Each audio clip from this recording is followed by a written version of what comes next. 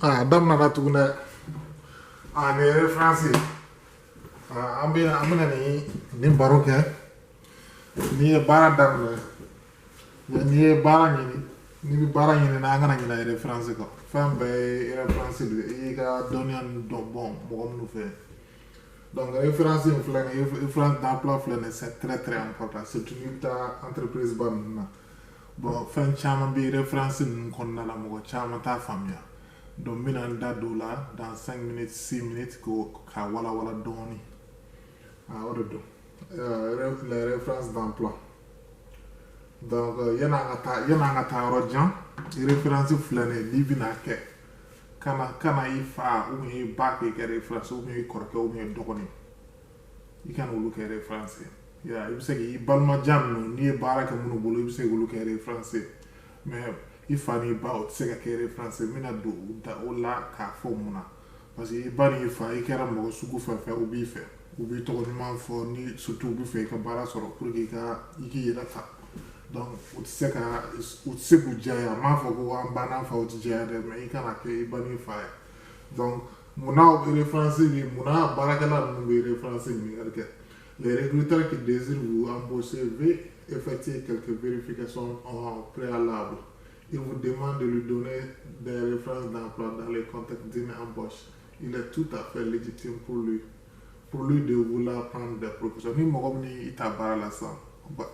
Na asega dania daiga parce que il mogom ya ti don tembe. Donc il m'a référence dont au bout de sega. Ou sega ni ka quoi. On fait donc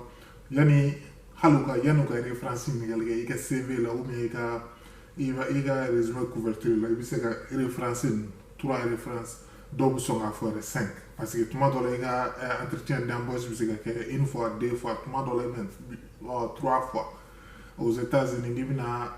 baraka ni demzeni c'est biseka entretien d'embauche plus de 3 fois ya mo parce que biseka ibina baraka ni demzeni yo mo ko sugu juma on fait éducation pour rechercher qui a tout est chose ok les français ça va dans la début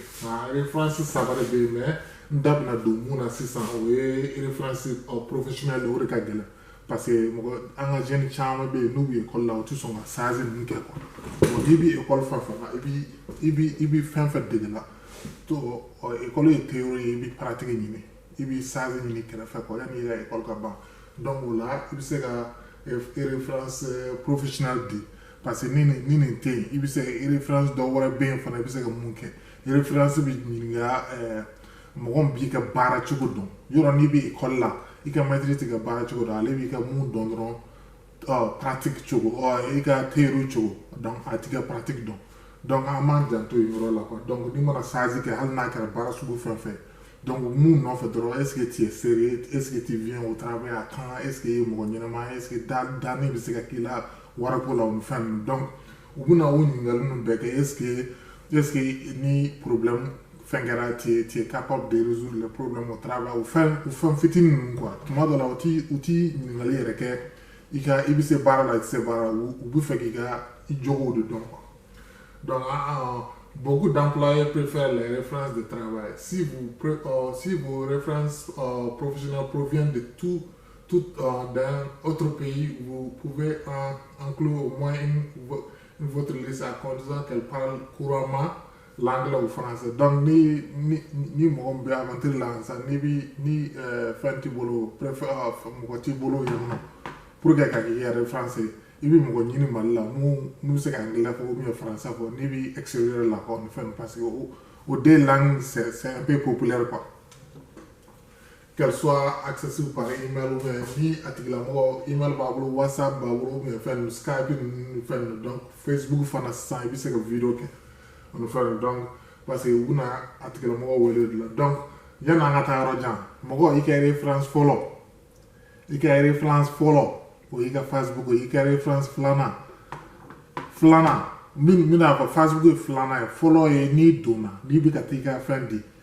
comment tu es habillé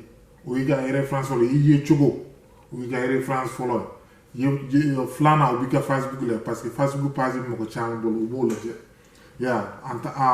wo sɛgɛsɛgɛ hali ni référence wɛrɛ d'u ma o b'a la i bi mun de fɔ la n'i ye manamana mɔgɔ de wa i tɛ manamana mɔgɔ ye i bi manamana ko ninnu nɔfɛ parce que u bɛ k'i sɛgɛsɛgɛ quoi donc an bɛ taa référence fila bɛ yen référence académique i bɛ se ka minnu minɛ i ka maitre la donc n'i ye maçon ye sisan mɔgɔ min y'i dege i bɛ se ka référence minɛ o la fana i kana référence di mɔgɔ ma mun tɛna kuma fɛ yen ni patron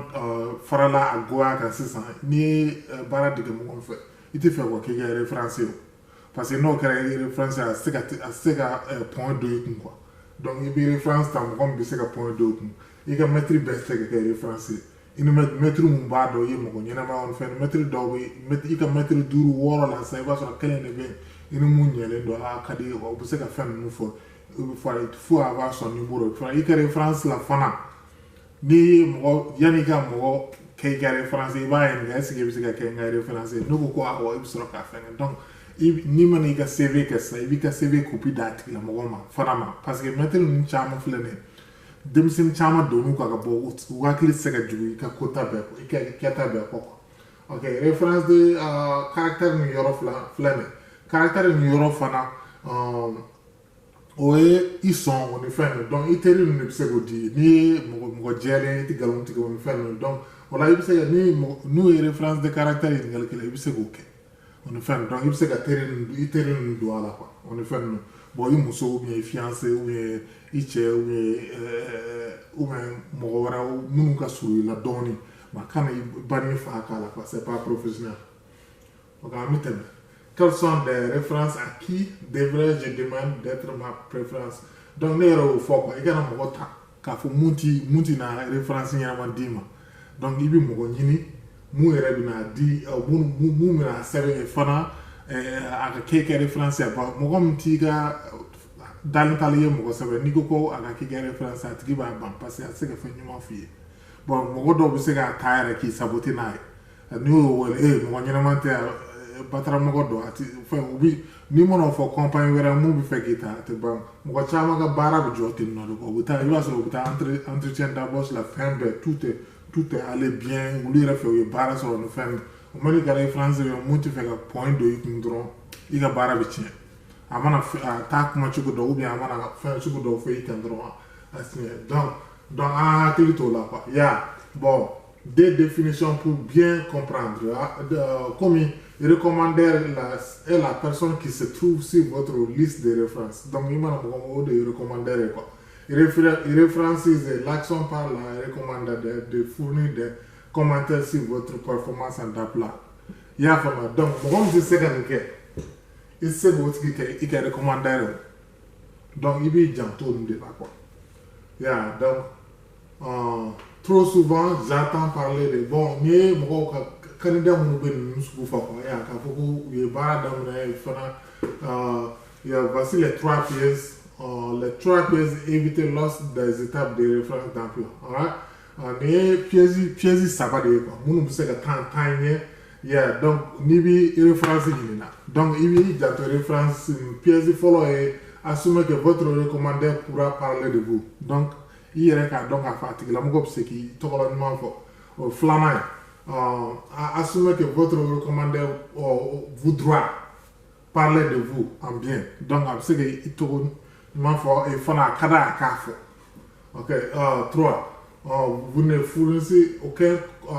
ayant été votre supérieur vous ne fournissez aucun recommandé ayant été votre superviseur i ka patron quoi donc mɔgɔ minnu kɛra i ka patron ye i ka a lajɛ i k'olu dɔn i bɛ se ka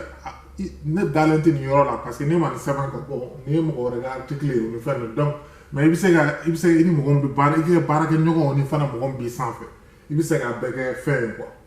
donc la référence là il faut toujours faire toujours faire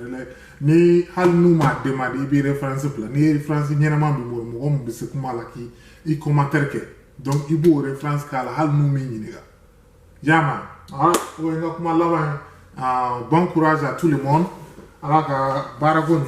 nɔgɔya an bɛɛ ye ala ka baara ɲini nɔgɔya ne ka ladili y'o kan k'an bɛn